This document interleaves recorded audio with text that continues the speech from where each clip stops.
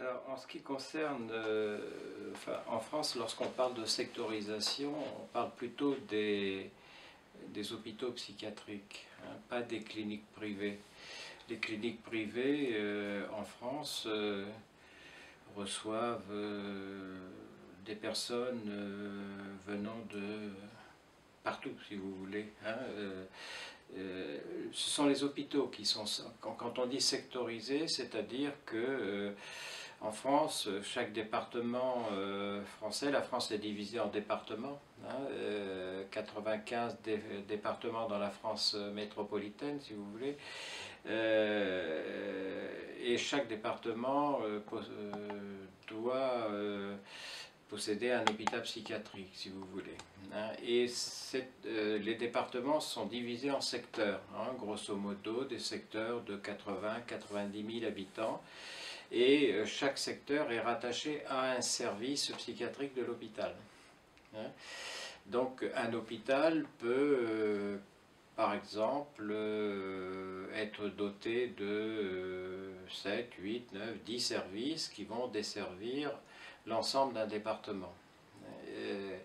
Alors pourquoi cette sectorisation? Elle a été mise en place, si je me souviens bien, dans les années 1960, afin de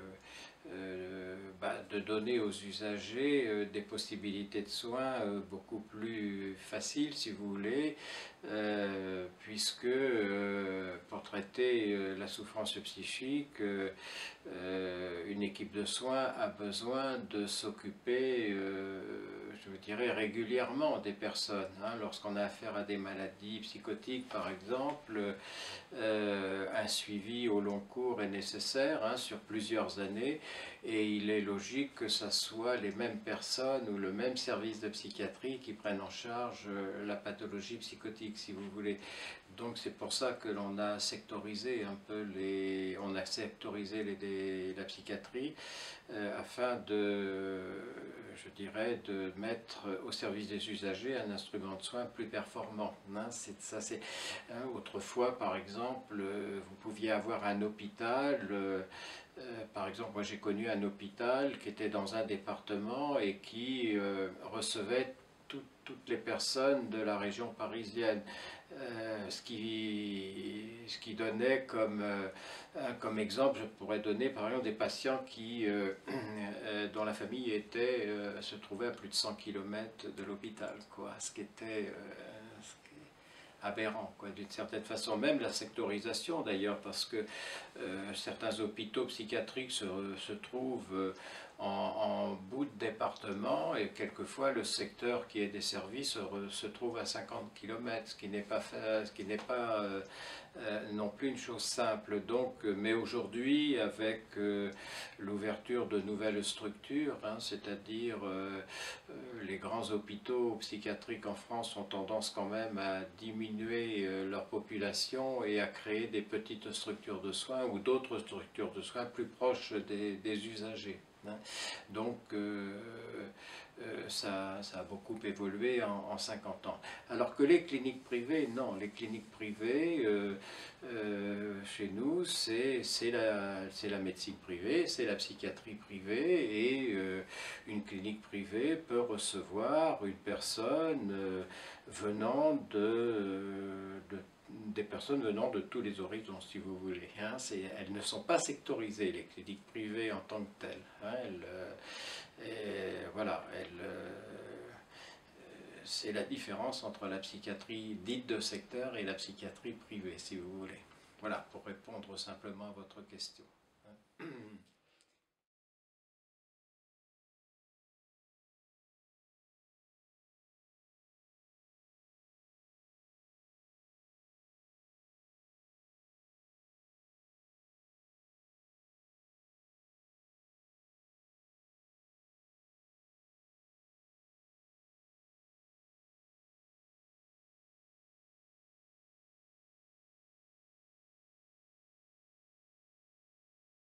C'est une question importante, évidemment, très importante.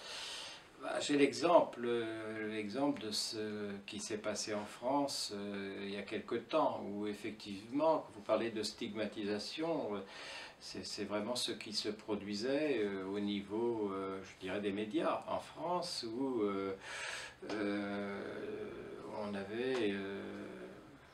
on criminalisait hein, certaines pathologies, notamment la schizophrénie. On n'était pas loin de confondre criminalité et schizophrénie, c'est-à-dire d'en faire quelque chose d'assez proche, ce qui est complètement aberrant, faux, inhumain et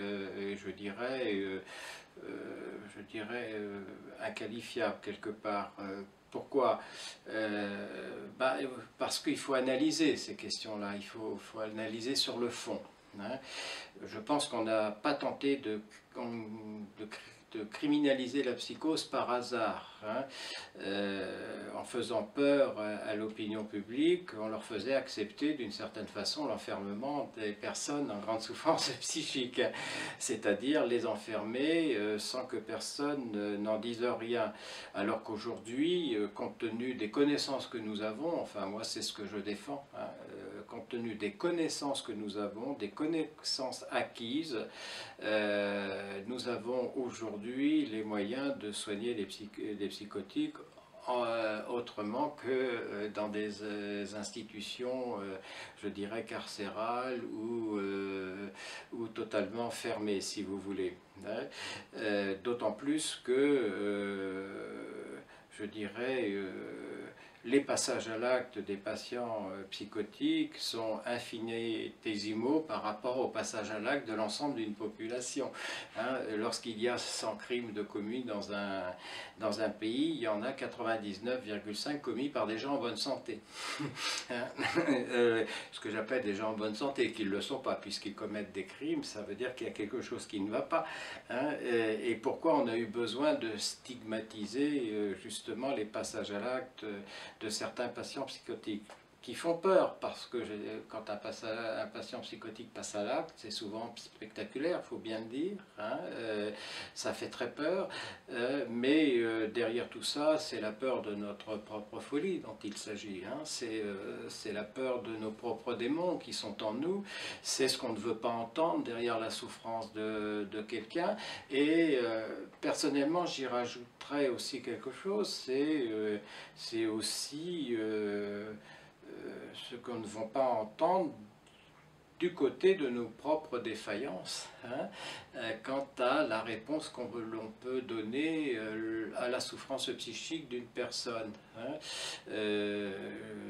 Aujourd'hui, la psychiatrie en France, hein, je ne vais pas parler de la psychiatrie bulgare, bien entendu, je ne la connais pas assez, mais en France, la psychiatrie dispose de beaucoup moins de moyens qu'il y a 30 ou 40 ans, hein, beaucoup moins de moyens, autant qualitativement que quantitativement, et obligatoirement le discours sécuritaire eh bien, est nécessaire pour venir contrer cette, je dirais, cette déqualification ou déquantification de la psychiatrie. Hein. Ce sont des actes politiques qu'il faut combattre. Hein. Moi, je le dis en tant que tel. D'ailleurs, je les combats, je les ai combattus. Hein. J'ai fait paraître un livre où je combats ça, et effectivement, où je prends position, disant que c'est un scandale, et puis d'autre part parce que enfermer quelqu'un en grande souffrance psychique, c'est lui infliger une double, voire une triple peine. Il est déjà malade. Hein. Quelqu'un de malade, c'est quelqu'un qui a besoin d'être soigné. Pourquoi l'enfermer, hein? Pourquoi lui infliger cette peine, et pourquoi lui afficher une troisième peine en le qualifiant de criminel, c'est-à-dire en confondant, comme je disais tout à l'heure, criminalité et schizophrénie. C'est purement et simplement scandaleux. Donc ce besoin de stigmatisation n'est pas sur n'importe quel terreau, hein, il naît dans des moments où la psychiatrie française est en difficulté, où les moyens diminuent et les les moyens économiques faciles eh bien, sont l'enfermement, les neurosciences, etc. etc. C'est-à-dire qu'on fait intervenir des murs à la place des hommes. Ça a été dit il y a déjà plus de 50 ans par d'autres psychiatres. Bonafé, par exemple, qui disait il faut remplacer les murs par des hommes. Et bien aujourd'hui, on remplace les hommes par des murs. C'est-à-dire on refait une marche arrière très, très, très, très, très inquiétante. Voilà.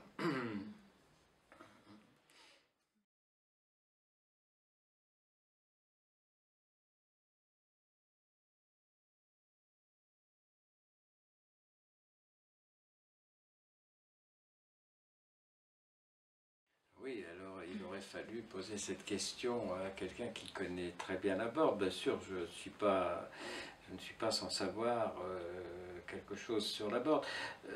La Borde est née un peu de ce que je vous disais tout à l'heure, hein, c'est-à-dire euh, d'un psychiatre, Jean Houry, qui travaillait en psychiatrie et qui se heurtait à des discours je dirais, qui n'avaient pas lieu d'être tenus lorsqu'on soigne des patients. Ça l'a beaucoup énervé, il a fini par claquer la porte, partir avec ses patients, parce qu'il est parti avec ses patients, il a erré pendant un certain temps, en essayant de trouver des hébergements, je dirais, un peu à droite, à gauche, etc., jusqu'au jour où il a pu venir trouver le château de la Borde qui était en mauvais état. Ça n'était pas facile de s'installer dans un tel lieu. Il fallait responsabiliser tout le monde, aussi bien le personnel que les soignants. Et c'est ça la psychothérapie institutionnelle en définitive. Elle est née de ça, même si auparavant avec Toscaïès, elle était née à un autre moment, dans un autre temps, pendant la Seconde Guerre mondiale, mais je dirais que aussi là, nous sommes aux sources de la psychothérapie institutionnelle, c'est-à-dire que si Jean Houry avait installé ses patients mettant un pouvoir médical tout-puissant, il aurait reproduit l'asile complètement, le lieu d'où il venait de partir. Donc il fallait responsabiliser tout le monde, créer des commissions de travail, créer des commissions pour réfléchir,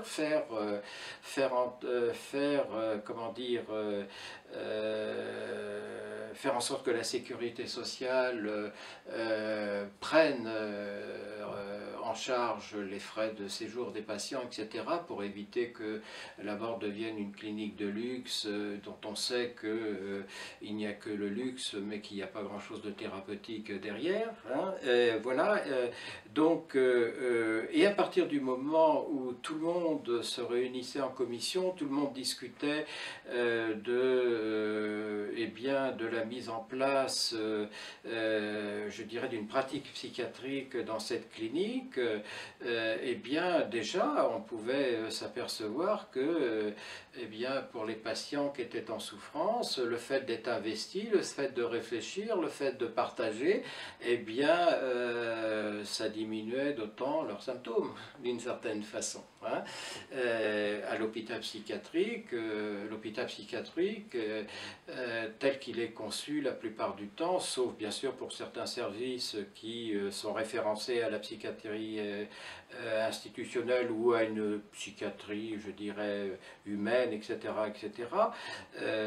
Bon, là d'accord, mais la plupart des services de psychiatrie, que produisent-ils?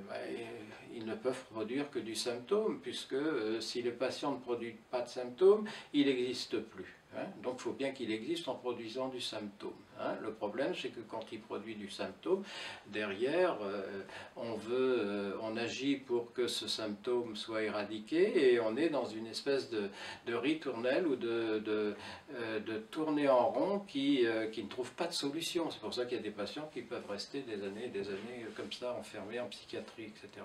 Donc, Voilà, Laborde est né de cela, et Jean-Houry s'est battu jusqu'à sa mort, puisqu'il est décédé il y a 2 ans maintenant, jusqu'à sa mort pour éviter que, eh bien, à Laborde, les patients, je dirais, soient évincés de quelque chose, c'est-à-dire qu'il s'est toujours battu pour qu'il soit partie prenante, hein, partie prenante des décisions qui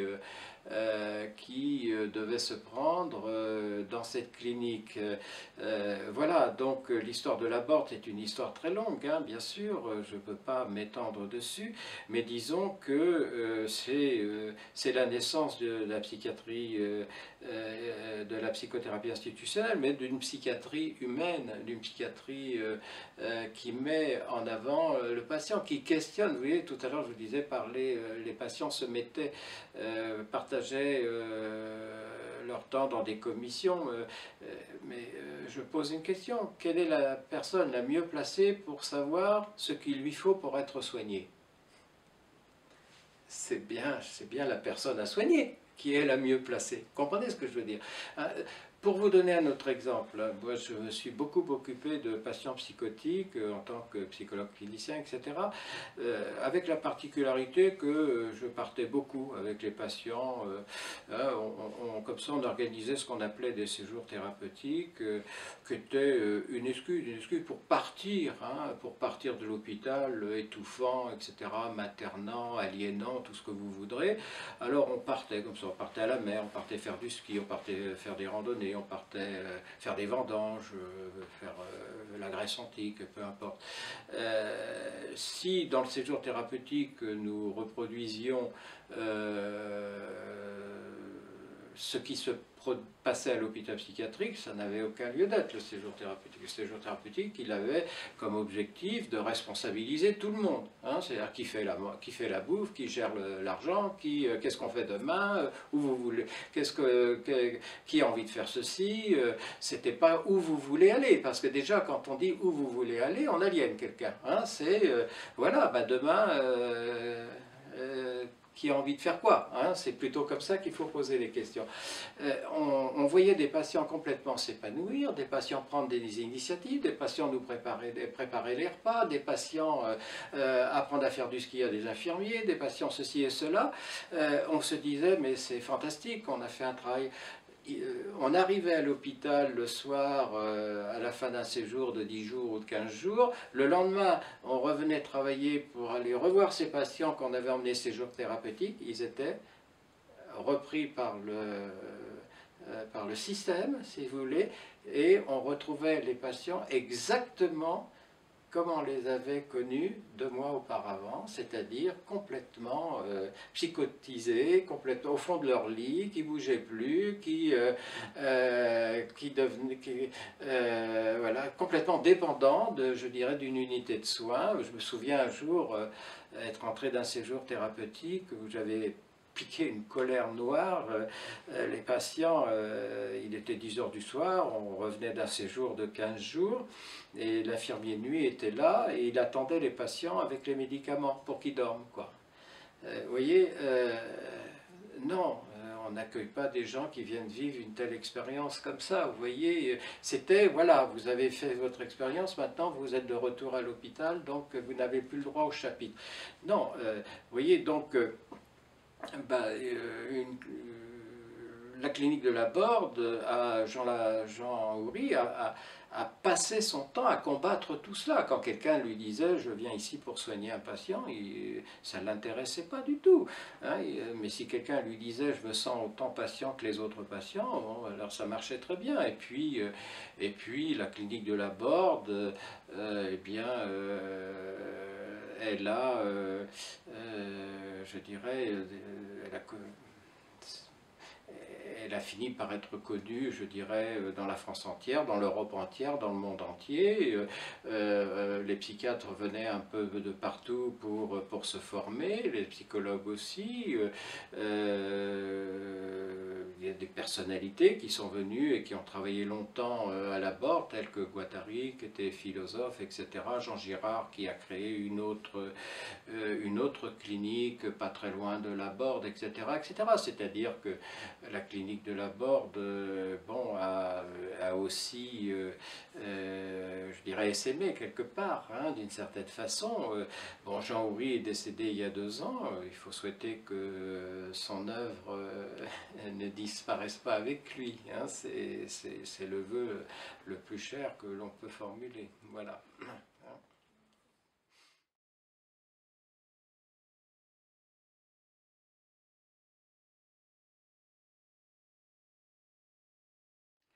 Ah, alors là, c'est une question. Si je me laisse aller, je parle pendant 3 heures là. Hein.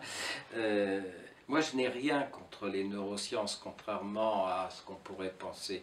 Je n'ai rien contre les neurosciences. Je pense que les neurosciences nous ont permis de faire beaucoup de progrès dans le traitement de certaines pathologies psychiatriques, c'est évident, on ne va pas nier ça. Hein. L'apparition des neuroleptiques dans les années 50 ont grandement amélioré le sort des patients, même si au début il y a eu, bien sûr, moi j'ai connu dans les années, au début des années 60, des patients complètement, je dirais, on disait ensuqués à cette époque-là, mais complètement endormis par les neuroleptiques parce qu'ils étaient massivement neuroleptisés, si vous voulez. Maintenant, ça ne se pratique plus, hein, c'est-à-dire que, voilà.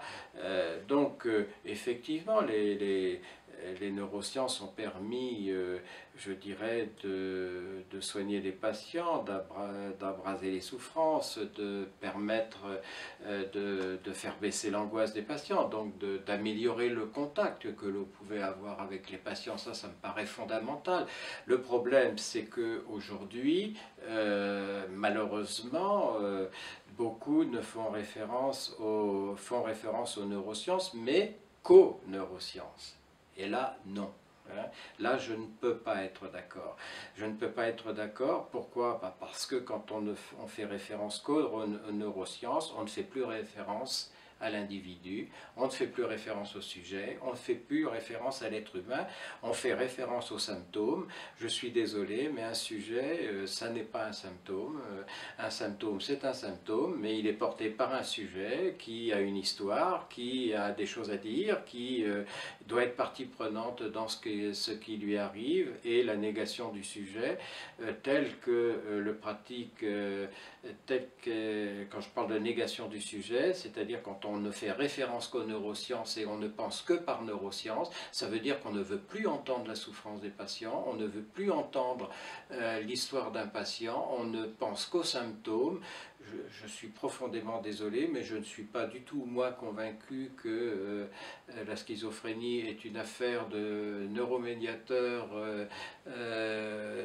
qui se perdent dans les synapses, hein, pas du tout, même si je ne suis pas contre ça, hein, mais à partir du moment où je constate que on se soigne, on considère qu'une personne est soignée parce qu'elle prend 3 fois par jour ses médicaments, je dis non. Je dis non, je vous disais tout à l'heure, moi je suis parti des dizaines de fois me balader avec des psychotiques, leur proposer autre chose, un traitement, le traitement de la psychose, c'est-à-dire qu'il y avait des médicaments, mais il y avait aussi toute la thérapie que l'on doit, hein, et qui est notre devoir de proposer aux patients, c'est-à-dire de les confronter à tout ce qui fait leur difficulté dans la vie quotidienne, c'est-à-dire eh bien, dépasser leurs propres démons, faire en sorte de créer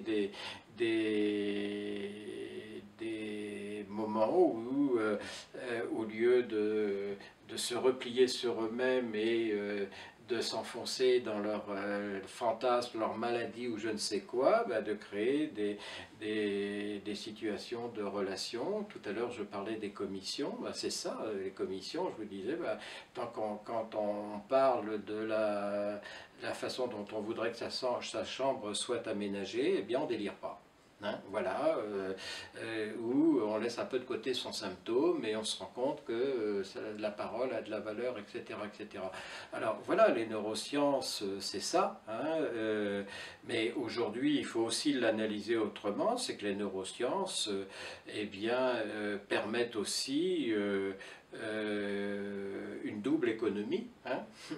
Une économie psychique, c'est chez ceux qui n'appliquent que la neuroscience, c'est-à-dire, comme je vous disais tout à l'heure, hein, écouter un patient, surtout un patient en grande souffrance psychique, ça veut dire quoi? Ça veut dire qu'il faut aussi qu'on ait nous-mêmes réglé nos propres démons, hein, ou sans ça on n'est pas capable d'écouter les patients, hein. Il faut aussi être aujourd'hui, travailler en psychiatrie aujourd'hui, ça voudrait dire avant tout eh bien, accepter, si on n'a pas commencé à se questionner sur nos propres, je dirais, nos propres souffrances, et bien accepter que les patients soient nos thérapeutes quelque part et nous aident à dépasser aussi ce qui fait en nous difficulté. Hein.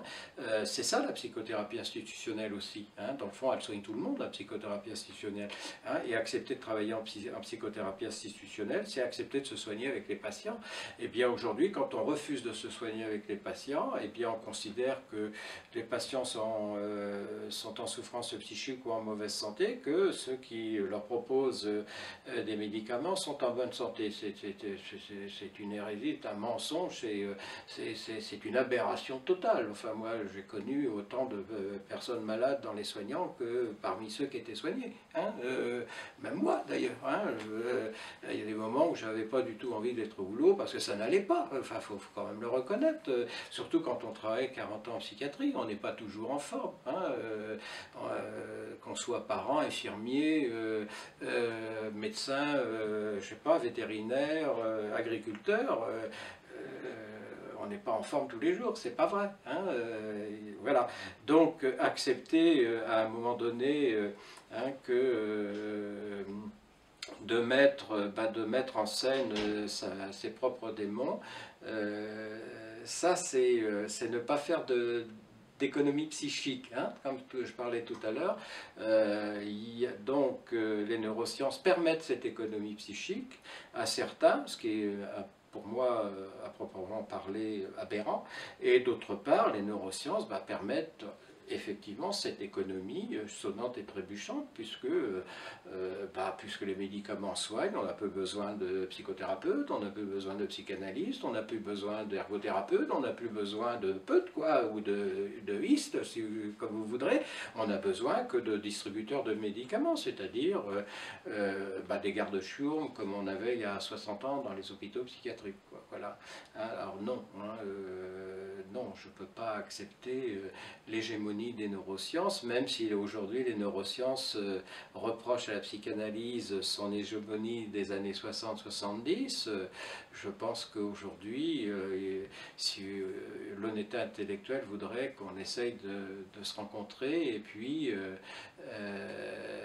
de faire en sorte que tout ce savoir qui si fécond connu dans les années 70, 60, 70, 80 ne soit pas oublié et que dans 30 ans on ne se réveille pas en disant mais nous sommes des gardes-chiourmes, nous sommes à l'asile, nous sommes ceci, comme cela se disait dans les années 50, quoi. Voilà.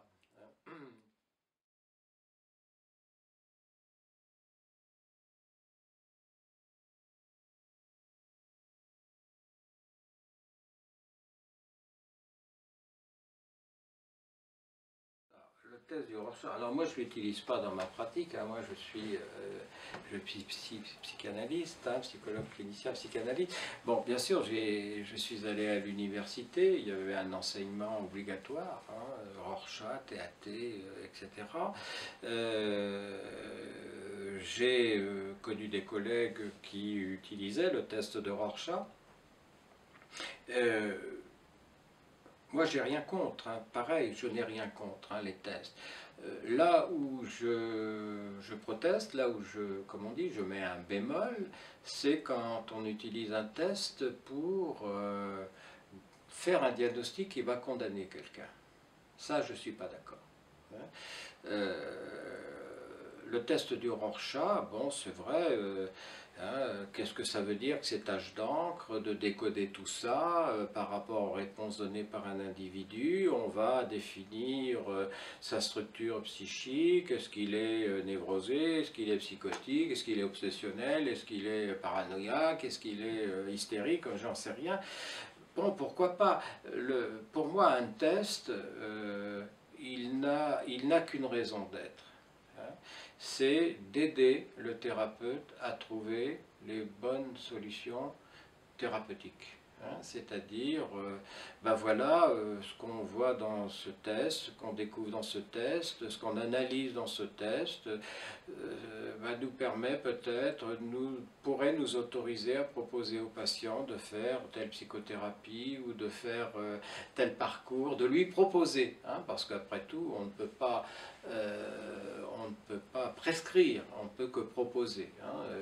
On ne prescrit pas une thérapie, ça se propose, c'est tout. Là, après, c'est la personne qui dispose. Hein. Voilà. Hein. Donc, voilà, les tests. Moi, je considère un peu les tests comme les tests d'intelligence. Vous voyez, les tests d'intelligence, qu'est-ce que ça veut dire, hein? Si c'est pour pour définir qu'un enfant a un QI de 0,80 et qu'il n'y a rien à faire, ça ne sert à rien de lui faire passer un test d'intelligence. Hein. Un test, c'est fait pour aider quelqu'un. Hein. Moi, un enfant qui a un QI de 0,80, pour moi, il a autant de chances qu'un enfant qui a un QI de 1 ou de 1,20, si vous voulez. Pourquoi? Posons-nous la question déjà. Qu'est-ce qui se passe pour lui? Quelles sont ses difficultés? Comment on peut les dépasser? Comment on peut l'aider? Et à partir de là, le test d'intelligence ne nous sert plus à rien. Hein. Ben, le Rorschach, c'est pareil. Alors, bien entendu, ça peut être très utile. Moi, je ne suis pas contre le test du Rorschach. Hein. Faut pas, même si je ne l'utilise pas. Je ne l'utilise pas parce que je vais le dire carrément en bon français, ça m'emmerde. Hein, voilà. Hein, je n'aime pas ça, c'est pas mon truc. Et puis, parce que aussi, parce que je veux pas rester collé à une tache d'encre. Moi, ce qui m'intéresse, c'est de parler avec quelqu'un. Hein, c'est pas de décoder ce qu'il m'a dit et puis de plus le revoir. Ça ne m'intéresse pas hein, en tant que tel. Ce qui m'intéresse, c'est de voir comment, si je le peux, venir en aide à quelqu'un ou lui proposer de faire un parcours avec lui. Hein. Alors qu'un test de Rorschach m'aide ou un décodage de test m'aide à réfléchir sur la façon dont on peut, ou je pourrais ou qu'on pourrait proposer un parcours thérapeutique à quelqu'un, oui, pourquoi pas. Moi, je n'ai rien contre. Là où je suis très... comment vous dire, là où je suis très méfiant, c'est toutes ces idées bien arrêtées, vous voyez, qui font qu'on est dans l'incertitude. Là, ça non. En psychiatrie, on ne peut pas être dans l'incertitude. Hein, on est toujours dans le bricolage, qu'on le veuille ou non. Hein. Voilà.